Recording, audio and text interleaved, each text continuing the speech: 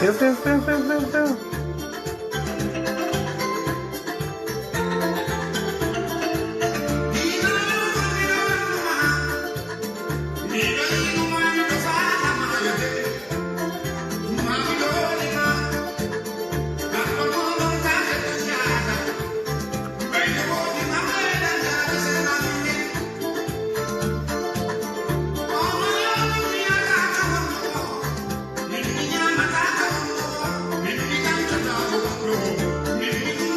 Oh no.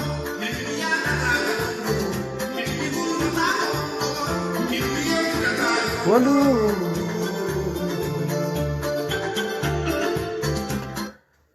Assalamu alaikum wa rahmatullahi ta'ala wa barakatuhu. Jang e kisiye woni e mon en fop.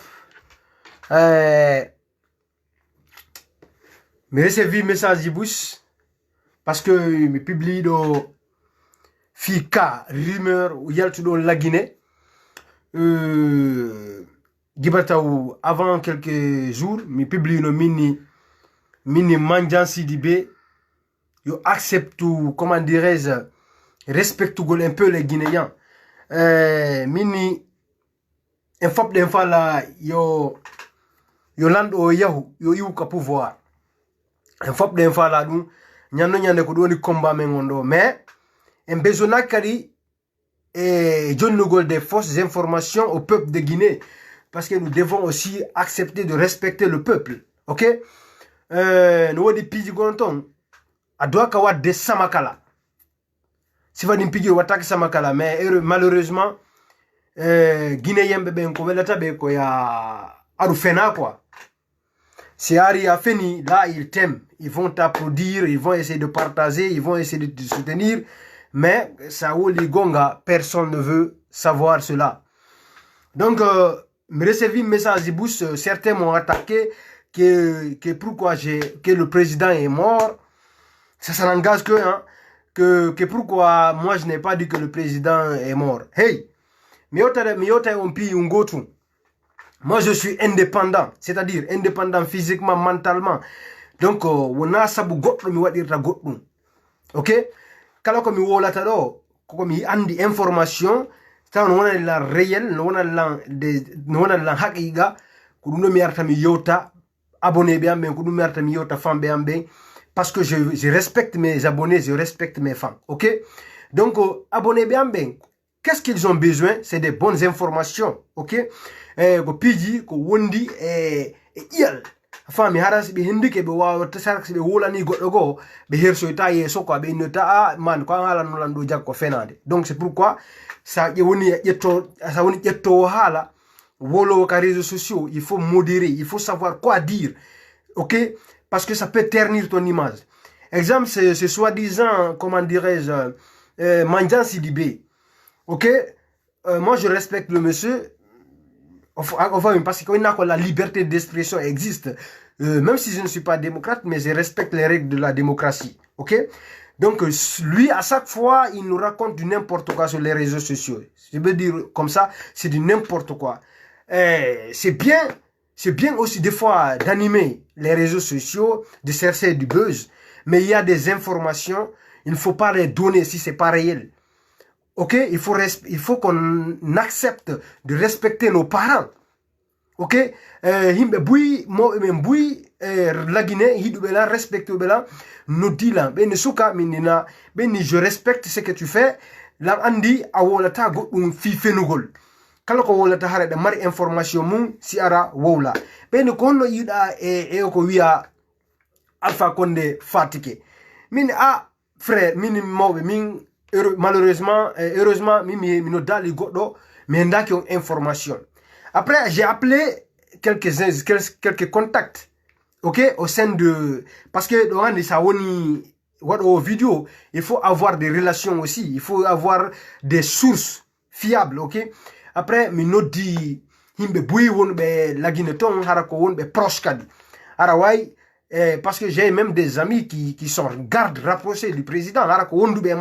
C'est mes amis. OK? Donc, m'explique, Maintenant, comme on nous dit, on bon appel, il faut regarder, la explique, on va nous dire qu'à appel. Ok? Donc, on nous dit, des frères, ou bien des informations fiables, est-ce que le président a la nous dit le 45 à la fin? Au numéro, on a nous dit, Django Moya ko windi ko ande ko numéro, on va nous dire quoi? Na nous dit tout. Ça veut dire, on dit numéro, c'est bien écrit. Ça veut dire, à partir de là, quoi. Le numéro de Ouattara nous dit quoi. Ok? Donc, nous dit nous dit des journalistes aussi, parce que j'ai des amis journalistes aussi. Ok? Nous dit, pour savoir est-ce que vraiment c'est une réalité, le président il vit. Mais ce que les gens m'ont dit, il a dit, il faut même regarder cette information, tu vas savoir, man, tu es intellectuel. J'ai compris, ouais, c'est pas du tout vrai. Mais comme Ouattara Hollandais,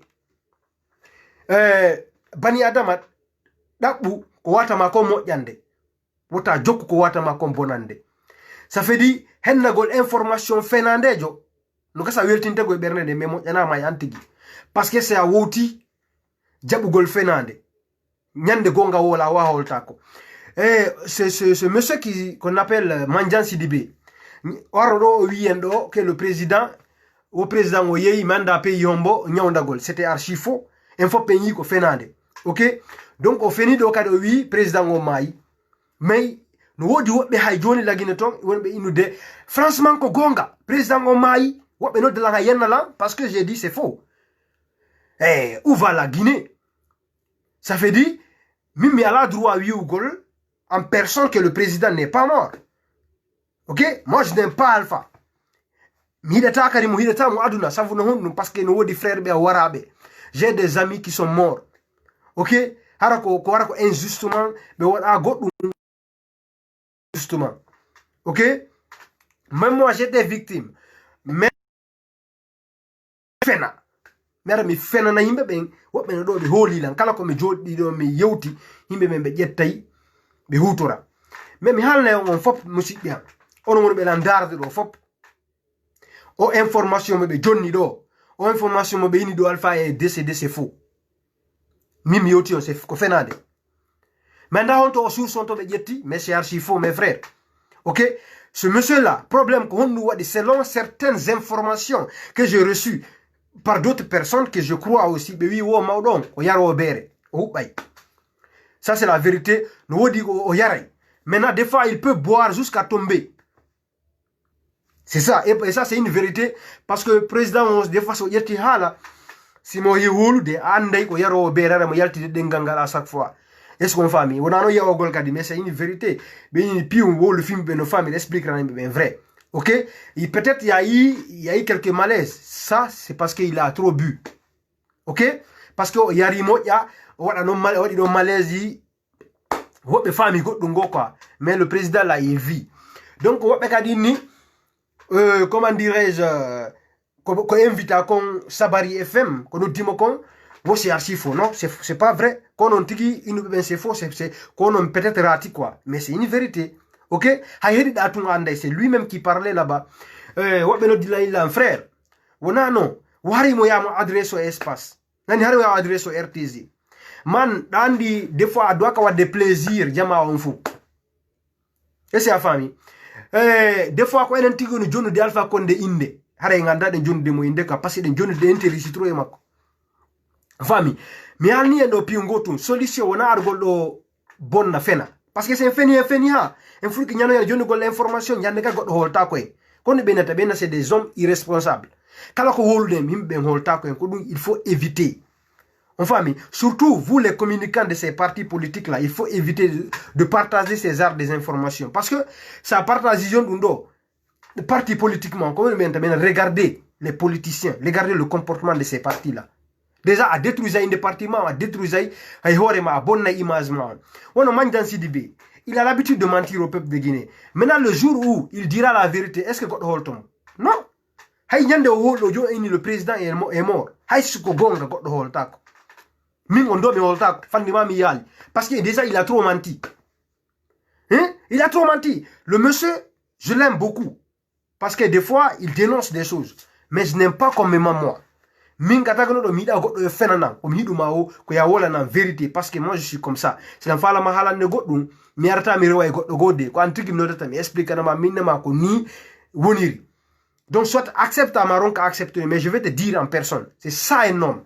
OK mais adu gollo fena parce que so feni o feni nyando jonde information be ina no ko feno woni o ko ta gonga. Vous voyez mais enen guiné de mari problème.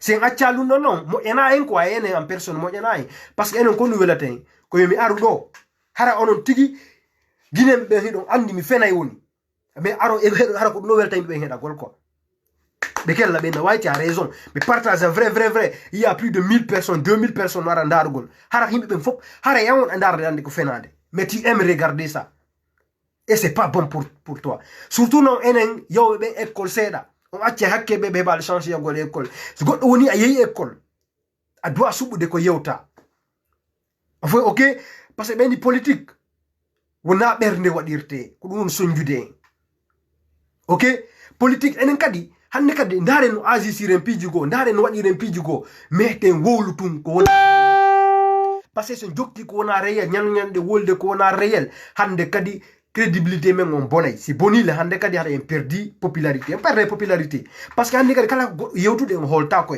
himbe holta ko OK enen opposition o hande mondo fo no holi en parce que be wi ko enen woni litude wadde fi lagina no changera maintenant ça non enen jonu de les informations qui ne sont pas réelles hein est-ce que goddo mo wawa hebude comment dirais-je courage soutenu golle non quand on a de courage parce que moi ce sont des menteurs c'est pourquoi il faut éviter cela OK donc be won be inde Alpha Condé May alto il vit bien au fuso mayal o fami say non ka ko du wonno kadi mi wulatano a fami ne say ko du wadno mi wulatano parce que dans la vie là mo be arayno mo be si say mo hoti o yaay man OK mais au lieu de venir mentir aux gens OK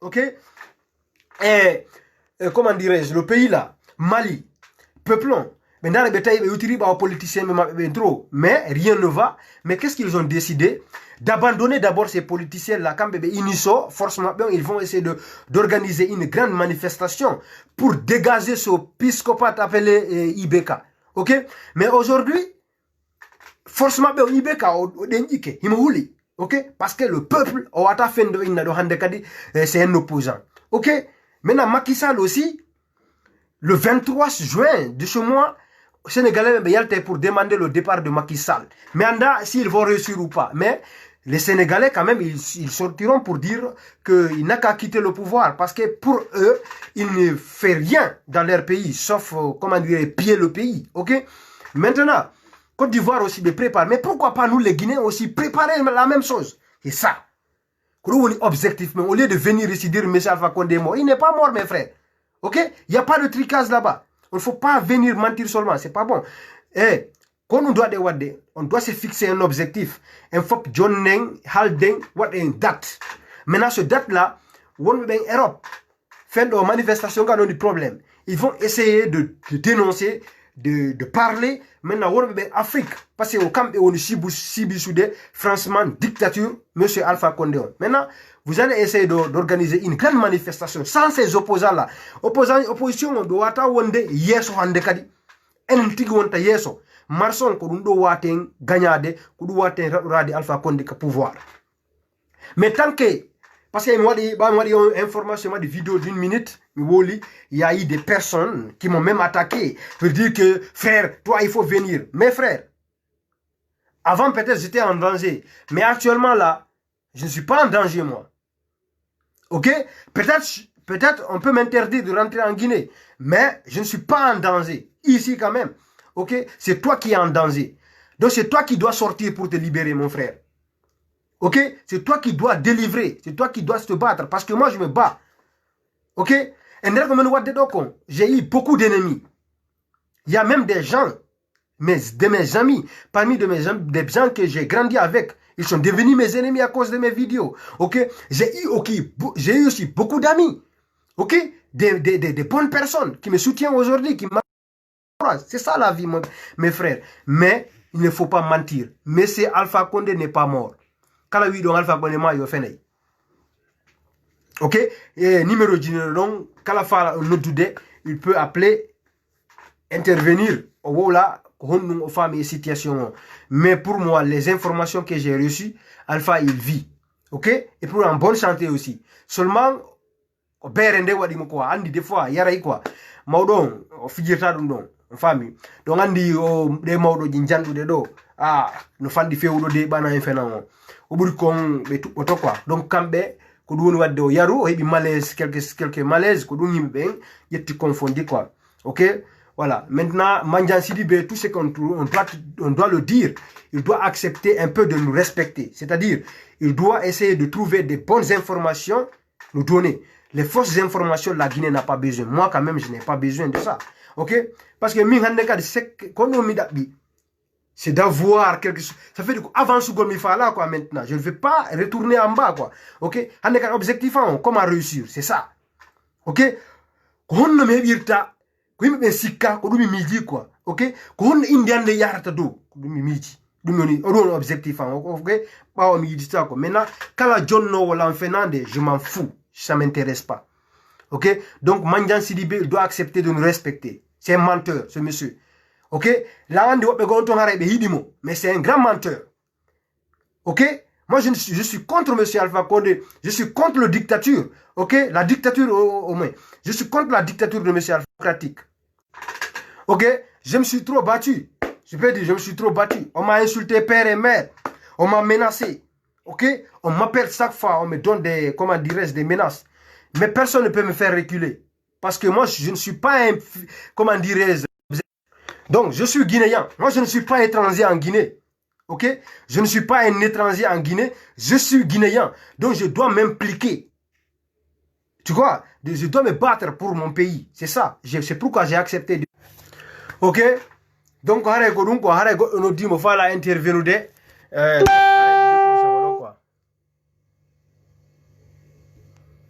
Allô. Voilà, bonsoir, frère. Bonsoir, champion. Nomar Soudé. Ouais, bonne nouvelle. Ouais, alhamdulillah, alhamdulillah. Yeah. Andega diga, kashize mo do la fala intervenir de ça quoi. Oh, ok, frère, là, ouais, il de quoi? Ok. Déjà, mi fudo la tawla ngapesi. Mo dia golle mo den ko hino.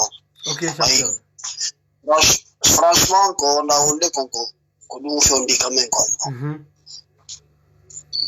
Yo, aussi j'ai vu Imingol en mobilisation totalement dans le film donc.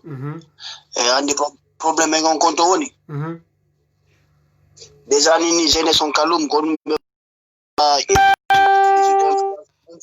influencement on fait yo be ndom bodi jungo Alpha Condé no be wo wiri non ko you know. Famina be fala manifestar de fio yo gouvernement o yaltu zeto jonna be nata kat be fanga quoi. Donc déjà dans le donc on compte figo enen tentino jeunesse son cax et doit ka compte de ore quoi. Ino gole ngabi mano jeunesse son ka autoroute malum kalum fio yo wadu soulèvement total quoi. Ça remarque qu'il a beaucoup de manifester quand les jeunesse son kalum na manifestation fi mal gouvernance. On manifeste be kambe ko objectivement bien ko be yaltu be famina be woni en couleur be fala autour des élections ka axe maluma wala soulèvement général gouvernement yalta be na be jeton seda be nata be fanka ko don golle mabbe ko ko enen gonun do de wadde ko yaltu jinne ngande kadi e nata sanjali ko demo na yo natu ka subi sanjali ko wane kali koma ha chanza jamon dara solution no la ngol feyura quoi you know sinon e woni otage quoi. Ouais champion. E woni otage parce que au régime on en façon asanari soit Alpha Condé no ardino ngala mo tawa yo démocratie wa wanti da Condé ngala mo ko be wondi ben kadi bembe hajata ko wete démocratie Alpha Condé no sandari yo accusation ji do bi ko tornado fimo adi agression portugaise ma de truc rodini maluma ata Alpha Condé on watay morde kalamu démocratie voilà Alpha Condé wata dirtude kalamu harako démocratie ko harako innugol ko ma yoten jodi famondiren o hala gonga ko Alpha Condé watay morde non kalamu ko isaka wondo nini ko wete e fo en andi ko o ethno stratégie ko bone impose de la Guinée ko isa endo na fi ethnocentrisme yagal enen pour le futa endo wadde kawre may ha hande goto idade la Guinée ko gonga no ko sa holi jama on inne ko ethnocentrisme yaga wonde wadde ko e hala wona général goto hande idade pour le futa déjà non quand on passe saluti donc puis de temps ko réalisation ni men ni boni contre nous quoi voilà c'est ça tu as raison réalisation ni men ni be woni contre nous bo be ko argument mabbe di sa men adu sa wonde mabbe seda ko sa wonde mabbe ko halaji ko inu ko da si pour la mi ke jona rawendi ki piji pour la Guinée ko la fosa la ko ala ren ko durien ko wala salusi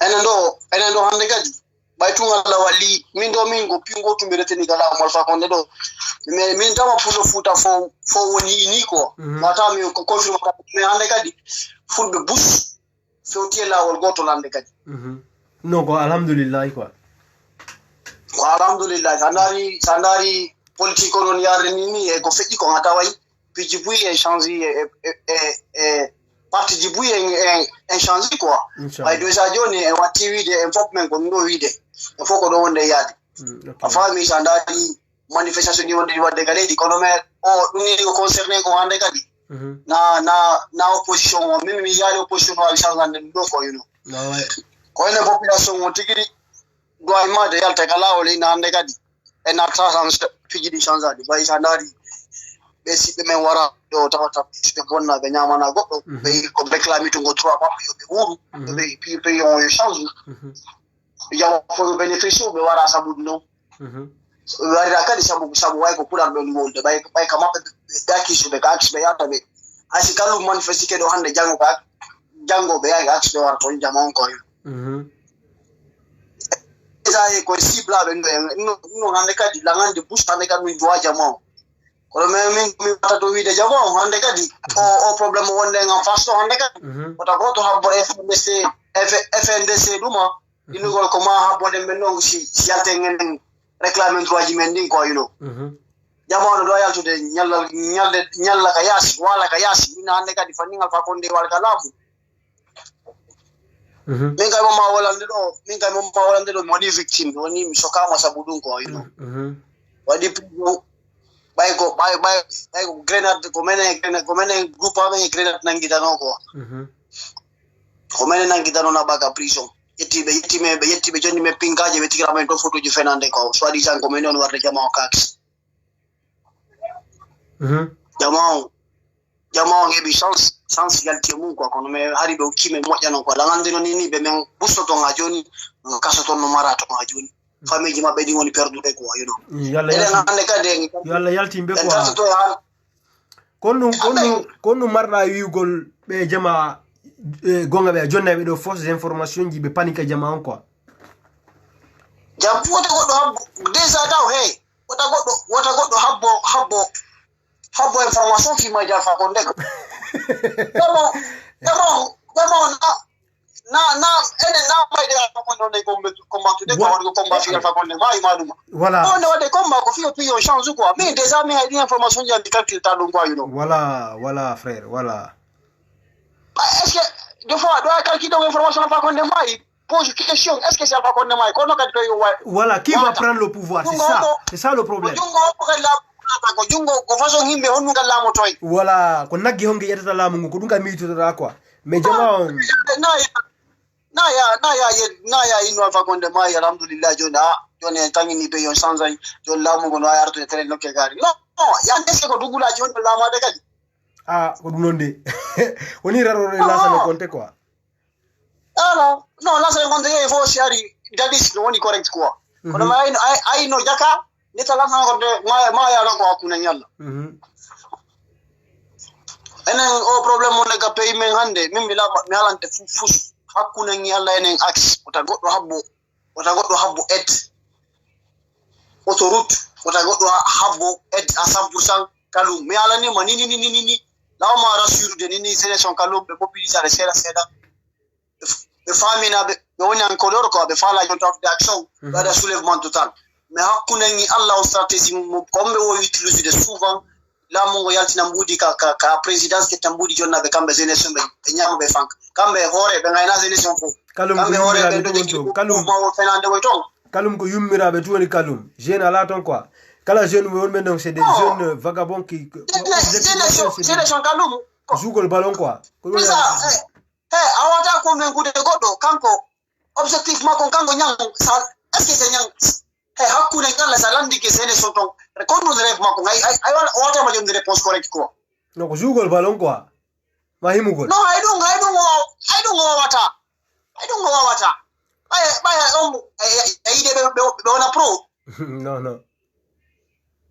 gasi al gotala ide be avança kotala ide sélection kalum na avance de football fous ko ni rêve ma ko ministre yo magu no ma yar gara to ma ko dala be lotangal be na de basare madu yo wallu be ko be nyamako ya wala tour kalum frère arta nara sélection kalum sélection ka exposer comme mission jigoti jogi correct jigoti la gonu gane pour ressusciter quoi ça je suis d'accord na fi andi no diara ya mari stratégie fia squad na maro ala opportunité ya la présentable kambe non ya la on rêve monde halde fimu yo lagi hande yo hetto jama ngolla jande sa ko fala gollude nyande comme mari ambition jigo to fi yo lagi chance wande ande kan gora o décrocher golle moje no kambe be haja kay dum be haja kay no gol hande mi la fala golle kam golla ta nyande be bambudi kambe be tu hande ko be altira jamma be amoya lan ni tati.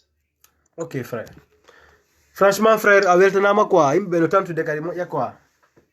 Ok ça marche wa jonde goddo hala kan ngadi ko voilà aweltanama franchement ko yoda ko do fo min quand même j'ai bien capté ko la ko j'ai bien capté ok champion l'encourage moi quoi ya otajeto mara national be ko you know. Ok champion, merci. Ok yo ok odo gani o yoti do ko point de vue mako mo joni quoi puis di push noto lan tawti mo quoi on famille donc o lieu o énergie mo etchen do na en fop goy be jette be énergie mabbe do be nata Facebook be fena se be yettino joni on énergie mabbe don donc be exploiter mo be wadi mo e speed mo yudi quoi be adani en source di wondu de important franchement hareno et avancer de plus quoi. Ok, donc objectif même hande kadi ce n'est pas dire que monsieur Alpha Condé doit mourir. Et maintenant nyalla on piu ngotu ko so be anda donc andi ko lasana ko lamino be fallo wadu gol be fallo wadu coup d'état ko menta ko menas ko Alpha ya mi anda tout c'est comme Bago Zumanigi certains Djira Traoré donc Djira Traoré donc on don compte warno mo quoi donc mo mari do we namo Namori Traoré, c'est lui qui est le chef d'état-major des armées guinéennes. C'est peut-être c'est lui qui est l'homme fort. Ok, Alpha Condé il a tout préparé. Il a tout préparé. Ok, Alpha Condé so mai joni ko arta ko no woni plus dangereux. Tout est préparé, tout est calculé. Même me fa mali. Himbe no sikkude do, si Alpha Condé mai, hare ça ne va pas arrêter. Hare il faut que cas de plus. C'est ce qu'on doit chercher. Ok, si Alpha Condé mai do joni problème hebetengo no woni plus dangereux que si mo wuri. Parce que be jette be men la mungu ko huda be buri mo. Parce que so lami que faut que transition, qu'il faut que be jette pouvoir mais ko hombo jette pouvoir. C'est ça.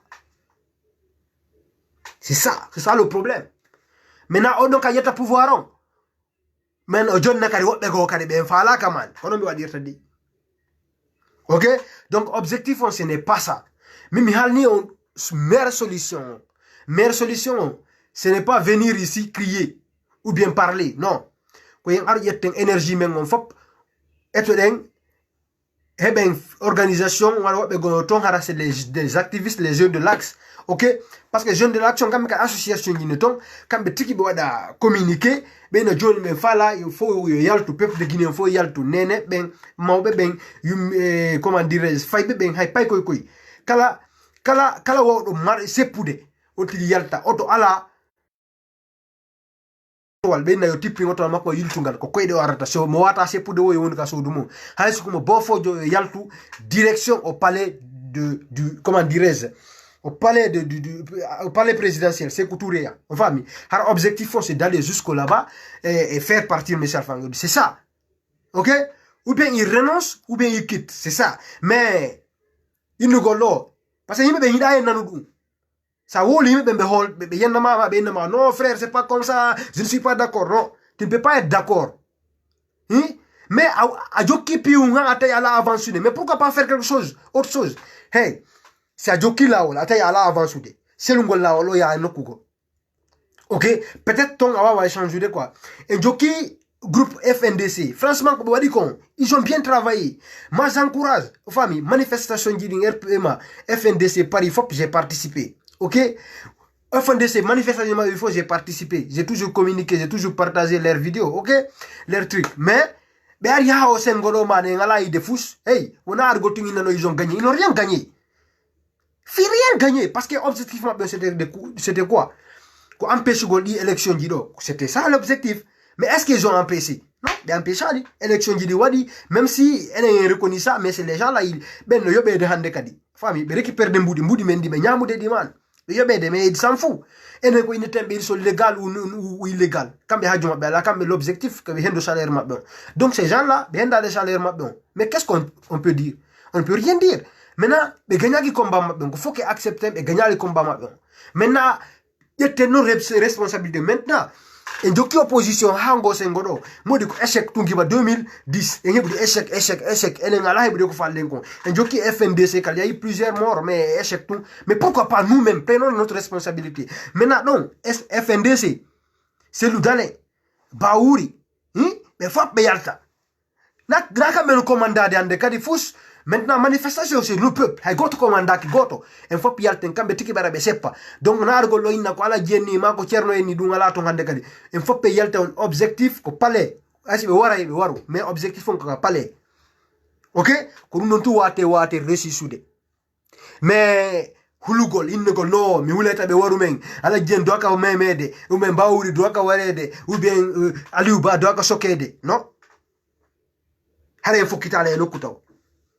Ko nyande be no be décidi be ni nyande me maye ko Alpha Condé way de nyande ngagno to ko mi yeti on do nyande opposant be fop be sikku be wikinde ndo yeso nyande be décidi be wakkili mayugol fi men fi liberu golen be wakkili de nyande be maye fi liberu golen de nyande Alpha Condé way hay so iwali o respectay so mi yeti on. OK, so wadali so resisal de nyande couper ma tête wallahi billahi pour vous dire. Mais tant que ko argol nyande wola inugo tum no ala je no moji ala je mula redu bawuri no susi redu en fokita e nokko enen ko du wawden hala on famille énergie mais on faut se venir parler on est très fort dans ça donner des rumeurs de way dum ka mais dum do wona politique à l'importance nous devons agir. OK, on doit agir soudé. Objectif maintenant, c'est pour faire partir M. Alpha Condé. Na argol lo jodogol tout la piji ko ala fenatum. Parce que fenogol fos na fatama. Qu'est-ce que tu vas gagner dans ça? Rien. Fenande mo ya quoi? Hay alla tigi da fenande. OK? Donc ene wone réaliste. Wone wolo be gonga. Hande ko dum be batir de. Donc oya ka gona to be himbe yi Alpha Condé. Mais qu'est-ce qu'on va dire encore? Peuple mengon, les bas peuples là, les gens là. C'est fou qui n'y a pas de information qui est réelle. Il y a des informations qui sont parce que ben ne ben abe ko yido nyando nyando de fenade nyando ko woli ko fenade. C'est ce qu'on doit éviter. Surtout vous les communicants de ces partis politiques là. Il faut éviter de donner des fausses informations au peuple. Parce que objectivement c'est d'aider ce peuple là. Et objectivement c'est d'accompagner ce peuple là. Mais ça qu'on on fait dans des peuples. Maintenant où est notre logique? Maintenant, quand on gonga ka, Compte be wata en soutenude, compte be wata en holade. Non. C'est pourquoi mi arata capaz mi jonna information bona réelle. Si mi ala information réelle, mi arata min nan ko ni. Inta goto habbudum. OK? Donc enen do fo parce que be gon ton ko welata be ko aru fena. Sa ara al fenu da be na frère mi a de ce vilain. Non. Mais bezonaki ya hidiran fenade. Non, jamais. Si goddo hidirima fenade den go giggol ngol jutata. On fami si goddo woni fenowo a fini himbe ben ali soutenima yende fenade. Giggol ngol jutata. Fami goddo yo holoro ngay hore gonga o anda way c'est une réalité. Wondube mabbe wobe yade ma nafindiro wallindiro. C'est ce qu'on cherche nous. OK? Maintenant, venir ici dire des bobards, des mensonges, nous devons arrêter cela. OK? Franchement, c'est la liberté d'expression. Mais, si vous écoutado, holado, vous évitez de donner information du content. C'est qu'on fait quoi? Ça a la source fiable. Parce qu'il y a un peu de comment dirais-je, Nabilai. Oui? Moi la langue avant mais des fois mo jonne pays taw c'est faux. Mais il y a une vérifier mais da ko fenade. Regarde une personne que moi je crois, o joni la information mais vérifier mais ko fenade. Mais est-ce que min la way holade on? Mais no wodi non Guinée mais ils vont t'obliger de les croire. Non, minaro mi way. Fami, alla taga talan, jonna lang hakil. O jonna lang ber ko kilan kon. Mi ara mi ekura goddo ko fenata. Mi holo dum mi nyama non, jamais. Wala ta dum min ko dum mi fala na on kan onon be darde o video fop wota on jabu avelugol fenade wota goddo jabu partage gol fenade. C'est pas bon, c'est pas bon, ce n'est pas bon. Kono ande jotte de mitre ndo en fop guinébe en fop onon yawbe be école hebbe une chance yi école jangi. On va mi onon hebbe une chance yi école analyser wala analyse après alpha ko hombo arata ko exemple c'est alpha mayido joni comme yetta pouvoir c'est que vous nous donnez d'aboude quoi, c'est en your réponse donc et inviter parole du gonoton quoi. Objectivement c'est de faire partir monsieur Alpha Condé. On va mi objectivement c'est de faire partir Allô oui abola là de direct quoi.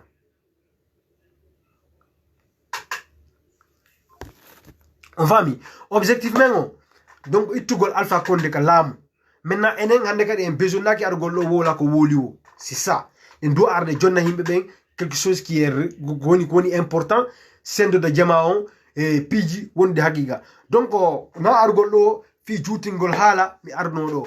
OK mi arno yota gollon do ono abonné be am ben ono winnambe lan holi lan inni way frère franchement men me ngendi ke no men fala andugol si c'est vrai c'est faux. Alpha yi vi. OK wi do Alpha Condé mayiwo la fala Alpha Condé udey mais Alpha Condé mayali famille qui kala jon duka no comment dirais-je no pas laisser couturer. OK père de libimo on va mi on le cargo sur tout ce bé baydou. OK voilà fous wada limo il est là-bas. OK voilà no wodi wondube makko ni no fala yow famille so yego be ngato sonkude. OK voilà ko torto de ngalla yo alla ittayen Alpha Condé jam adane lamdo moddo e hore men ko torto de Allah enen guinéen ben fop ko hebu objectif goto e ben vision goto ko dum moƴƴani.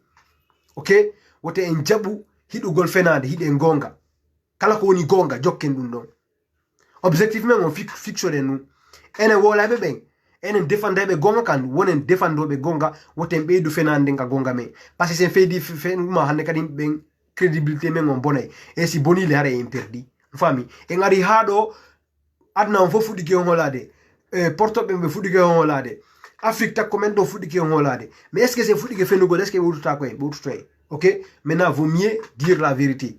OK voilà fanima yali RTZ darbe wiye madum ministre jono confirmane ino mayi ta goddo yaltinu ko ndukuma accu kambe tikibe wola parce que goɗɗo stagaɗo man so maayi man ko balɗe ɗiɗi tati suuɗata 3 jours suuɗata so maayi tun yaltay ok ere aye yaltay ok parce que entre maɓɓe taw fuɗɗoto pirude ok en wino konte maayi ya mais ñande konte maayi man en anduno konte maayi parce que o maayi tun armée on direct sous les vies ɓe ƴetti pouvoir on c'est ça on fami donc so Alpha Condé maayi ɗo hande ɗum naha goɗɗo suuɗa en kono en important suuɗugol fiyonno donc si kere ɓe suuɗa ɗon Alpha Condé immito ɓe suuɗata Alpha Condé immito ko maayi de so maayi o maayi ok ɓe wata suudde fure makko on Alpha Condé immito non ok si balle makko ɗen lanni o yeehi so ñande o yeehi wo kadi ɓe anon sana en ɓenna o yeehi fami mais ono windame la message on ko réponse am on ni information ji ɗi mi yendi ɗin et pourtant c'est des personnes ɓe wata fenude c'est-à-dire mata fende ɓe wata wujonde la information fenandejo ko réel ɓe explique la non ɓe indi goɗɗo goye maɓɓe ini la wo ko malaise o heeɓi quoi o beere nden quoi tandi mawɗo yaray moƴƴa woko ɗum waɗi won probléme quoi mais il va bien se porte bien min ok noddi yimɓe ɓuuri quoi ɓe jalli quoi ɓeni non ɓeni ta tewto ɓe quoi par ce que a tewtika ɗum an kadi des fois a dérapay quoi min waye c'est vrai ok min onni o manja à chaque fois mo waɗa e piji fi ɗaɓɓugol buse e hoore men quoi ok ko yewtugol en enen ɓiɓɓe Fouta Diallo ɓen ɓiɓɓe Fouta Diallo woten jaɓu goto utilisay fino heɓira inde ten jaɓu ɗum komi yetti on enen ɓiɓɓe Fouta ɓen woten jaɓu jama on fop ko yaru baso e men heɓa inde men nden enen bona par ce que ko ɓe baso e men enen inde maɓɓe nden ƴawa enen inde men nden jola par ce que ɓe no ɓeynata ɓeyna ndaare ko yimɓe Fouta ɓe watta ɓe ko watta kon o yi ɓeyna sago maɓɓe ko yatum maayo tawi ɓe ɗaɓɓana woni ayɓe quoi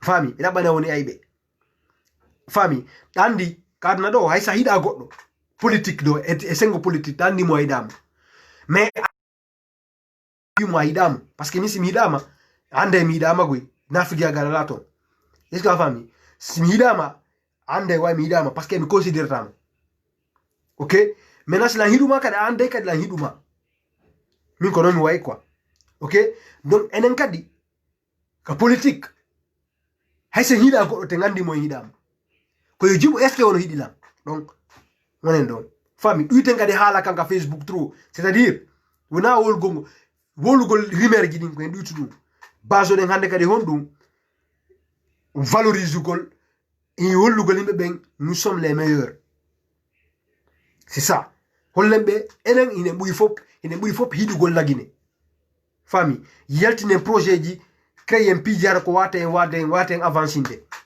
fami par ce que nde mi walla ɗo minni wono ɓe waɗaɓe vidéo fop wonɓe moyen guiné enen fop de faire wona solidarité waɗa gotum so waɗi solidarité en dolnayi kala wawɗo attaquude ɓiɗɗo Fouta Diallo e wawa immade contre on tigui déstabiliser mo facilement fami kala immiɗo contre guinéɓe ɓen kadi si woni uni e waway déstabiliser ɗon tigui facilement mais so joɗike ɗo e wonugol sengo ok wo e divisagol yennidira wola piiji Bourdou Barda raconta du n'importe quoi franchement en fokkita e nokku haray ko sama kala jokkuɗen ok donc haray en continue ay yewtere nden ñande goo haray onon weltuɓe en fop partage uɓe vidéo on fop haray yo Allah ɓeydan on baraji ɗin yo Allah ɓurto e wallude franchement yo Allah ittan en Alpha e hoore men addane lamɗo mo yiɗuɗen yurmeteɗo yiɗuɗe ok mo yiɗuɗe wo voilà en fop ɗen gandi haray komo ɓuura mo yiɗɗe wo yo Allah joƴƴimo ka pouvoir tawa moƴƴani jama on fo ok donc onon kadi ɓe weltaki ɓen fop man c'est ainsi va la vie ok goɗɗo wata toujours ɓe weltade mais ko mo watama wiide tun hiɗu gonga aña fenade ko ɗum ɗo watama nafude quoi ok hiɗu gonga kan ok au lieu de venir ici raconter du n'importe quoi ƴetten objectif vision bon pour avancer pour faire évoluer notre peuple wono page gono ɗo Fouta kamen ɓe woni wadde kon no moƴƴi vrai berde be wallito nawnube on ka men tonga village be holla en souffrance jidin donc nous doit focaliser en ka réseaux sociaux pour valoriser pour montrer le monde entier que le Fouta existe faut avami valoriser go langue men gon quoi hande kay ko woni enen doit den objectif enen bibbe Fouta ben ko dum doit de wadde quoi valoriser notre région ko dum doit den nyandu nyande yewtude explica andintinen kadi pije coutume jimen comment dire coutume jimen et tradition jimen quoi. Ok, donc nous enen doit de wadde enen bibbe Fouta ben joni. Ok, politique considère politique oti wadde politique positivement. Ok, positivement halen inal parce que c'est woli ha ko enen be yetta feto ko hande kal goddo wata en holade den doit lamade la Guinée inshallah tôt ou tard e lamoto kadi fi la Guinée fop e lamorta ko fi hore men lamoden développer la Guinée fi Guinée men fop fonne jama on fop wolle ari la Guinée fop ko gotum nene goto ben goto dum don woni objectif on kala biddo Fouta lamotodo hara so lamike wiete e nebudo be lamaki kono ba be lamike changi harna innugol tum be lamike kono kambe ka be yottoto jamais dum hare men falaka haray wassalam.